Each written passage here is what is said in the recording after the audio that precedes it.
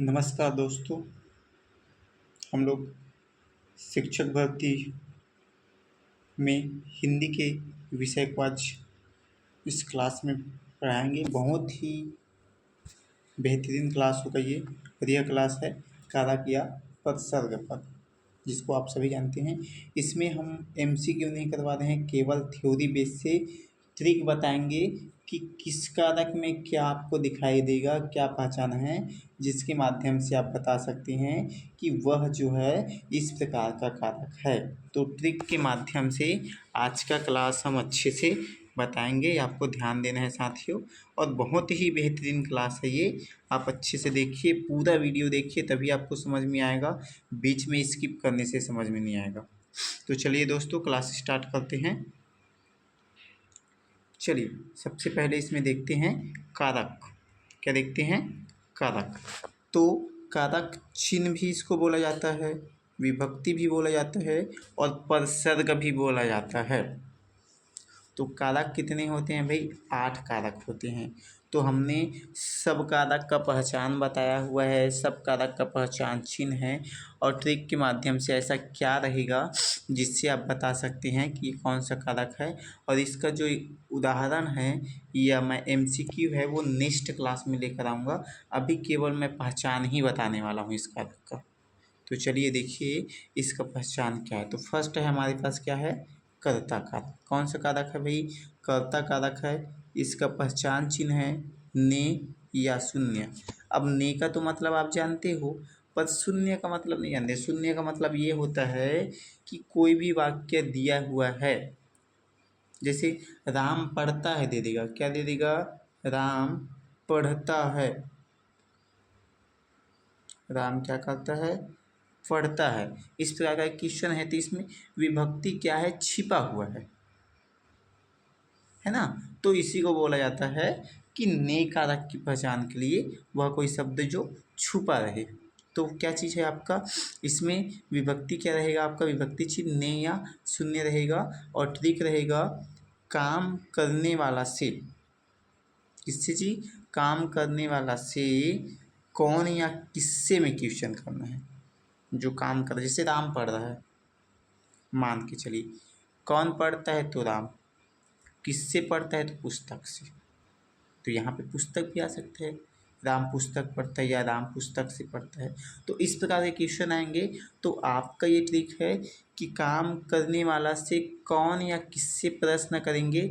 यदि उसका हमको जवाब मिलता है तो वो क्या हो जाएगा आपका? कर्ता कारक हो जाएगा। क्या हो जाएगा आपका? कर्ता कारक। तो काम करने से, है ना, करने वाले से कौन या किससे आपको प्रश्न करने हैं। चलिए दूसरा देखते हैं कर्म कारक। कौन सा कारक है? कर्म कारक। अब कर्म कारक का पहचान चिन्ह क्या है? को है। इसका भी शून्य है। कोई प्रश्न आएगा, उस प्रश्न में आपको को दिखाई नहीं देगा, तो वहाँ पे शून्य परसर्ग है समझिए। वहाँ पे क्या परसर्ग है समझिए आप? शून्य परसर्ग है समझिए, क्योंकि आपको कोई दिखाई नहीं दे। अब इसका ट्रिक क्या है भैया?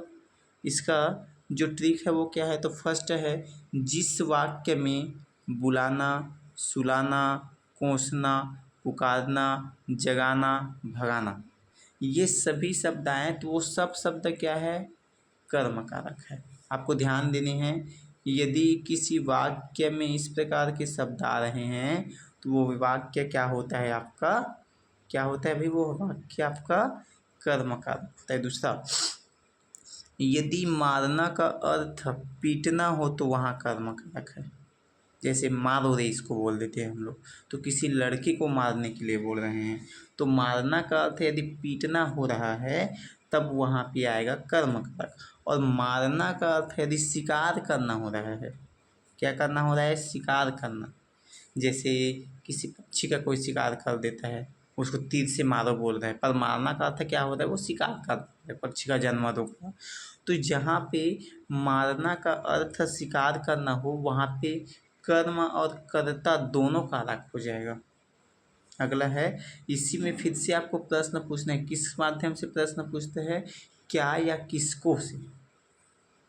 कौन क्या मारता है या किसको मारता है? तो क्या मारता है? पक्षी। किसको मारता है? पक्षी को। तो इस प्रकार का यदि प्रश्न आता है या इस प्रकार के प्रश्न का जवाब आता है तो वहाँ पे आपका क्या हो जाएगा, कर्मकारक हो जाएगा। चलिए अगला देखते हैं हम लोग।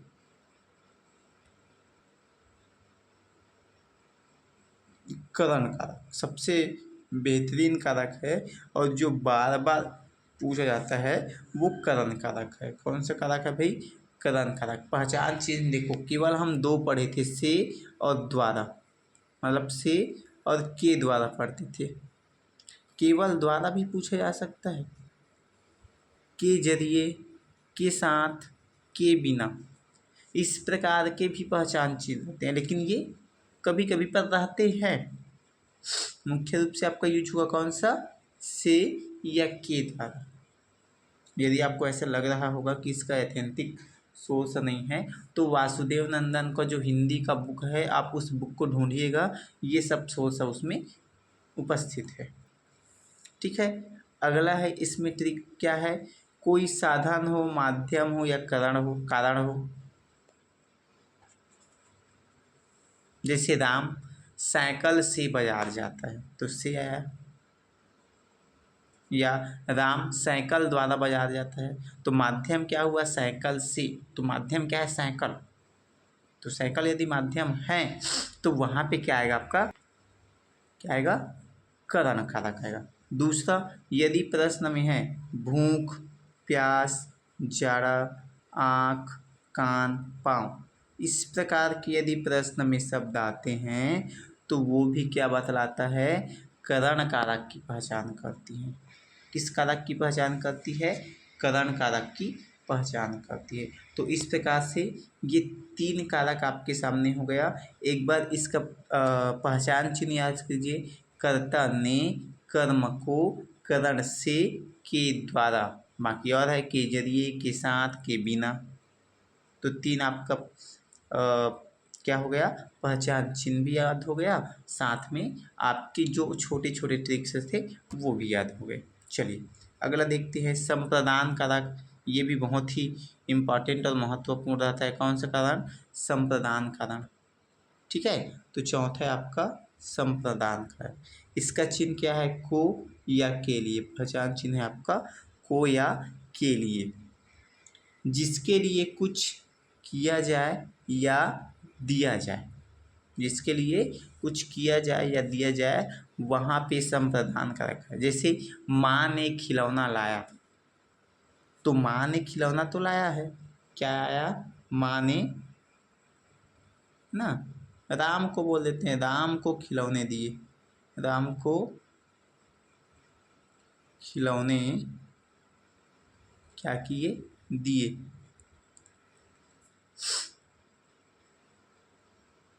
तो किसी को दे रहा है, देने का बात हो रहा है, दिया जाए या किया जाए।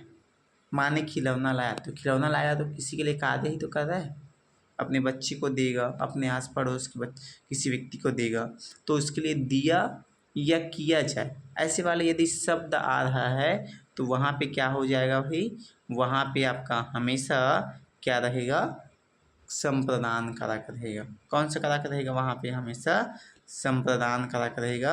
ये आपको अच्छे से ध्यान देना है। ठीक है, दूसरा है, यदि प्रश्न में के हित, के वास्ते, के निमित्त, के निमित्त का मतलब भी होता है के लिए, ये सब शब्द आए तो वहाँ भी कौन सा हो जाएगा भाई, वहाँ भी आपका क्या हो जाएगा, संप्रदान कारक हो जाएगा। अगला है, यदि प्रश्न में आदर सम्मान की बात हो तो भी संप्रदान कारक होता है। दान देने की बात हो तो भी संप्रदान कारक होता है। उद्देश्य को बताने वाला शब्द हो वहाँ भी क्या होता है आपका, संप्रदान कारक होता है। किसको बताने वाला शब्द हो, उद्देश्य को बताने वाला शब्द हो तो वहाँ भी क्या होता है भाई, संप्रदान कारक होता है। तो आपको उसमें ध्यान देना है। समझ में आया संप्रदान कारक भाई। चलिए अगला कारक देखते हैं। तो संप्रदान कारक की जो विभक्ति चिन्ह है वो क्या है, कोने। अब फर्स्ट क्या पढ़े थे, कर्ता, तो कर्ता ने, साथ में शून्य क्या रहता है, छिपा हुआ है। कर्म को, करण से, के द्वारा और संप्रदान को या के लिए। अगला आया अपादान। तो अपादान क्या है? इसकी पहचान चिन्ह है से, पर ये से क्या इंगित करता है? अलगाव को। अलगाव को मतलब अलग से। जैसे वृक्ष से पत्ते गिरते हैं, तो वृक्ष में पत्ता लगा हुआ था, वो गिर गया। बिल्ली छत से कूदती है, तो बिल्ली पहले कहाँ पे थी? छत में थी, और छत से फिर वो क्या हो रही है? अलग हो रही है। जैसे हिमालय से क्या होती है? गंगा निकलती है, तो हिमालय में थी और वो वहाँ से क्या हो रही है? अलग हो रही है। तो इसकी पहचान क्या है? जहाँ पे क्या क्या हो? भय हो, डर हो, लज्जा हो, शर्म हो, दूरी हो, तुलना हो, ये सब शब्द यदि जहाँ पे हैं तो वहाँ पे आपका क्या चीज़ आएगा? अपादान आए। साथ में क्या क्या हो? ईर्ष्या हो, घृणा हो, ऐसे जगह भी आपका क्या आता है? अपादान कारक आता है। जहाँ पे अलगाव दिखाए, अलग होने की स्थिति बताए, ऐसे वाले चिन्हों में क्या आएगा आपका? क्या आएगा आपका? अपादान कारक आता है। जो अलगाव की स्थिति ऐसे नहीं दिखते, पर भय, डर, लज्जा, शर्म, दूरी, तुलना, ईर्ष्या, घृणा, ऐसे वाले शब्द आ रहे हैं, तो उस शब्द को देखकर आपको पकड़ना है कि यहाँ पे अपादान कारक है। ये बहुत ही बेहतरीन क्लास है और आपको बहुत ही बेनिफिट देगा।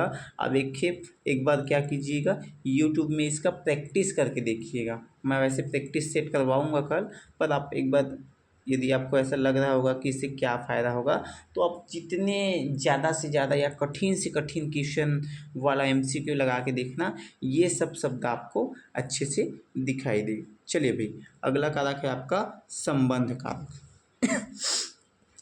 क्या है? संबंध कारक। तो संबंध कारक का पहचान क्या है? का, के, की, ये सामान्य शब्दों में रहेगा।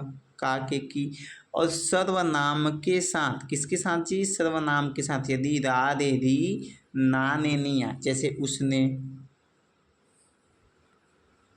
उस, है ना, उसने आ गया ना, अ, ये इस प्रकार के शब्द आएंगे तो वहाँ पे।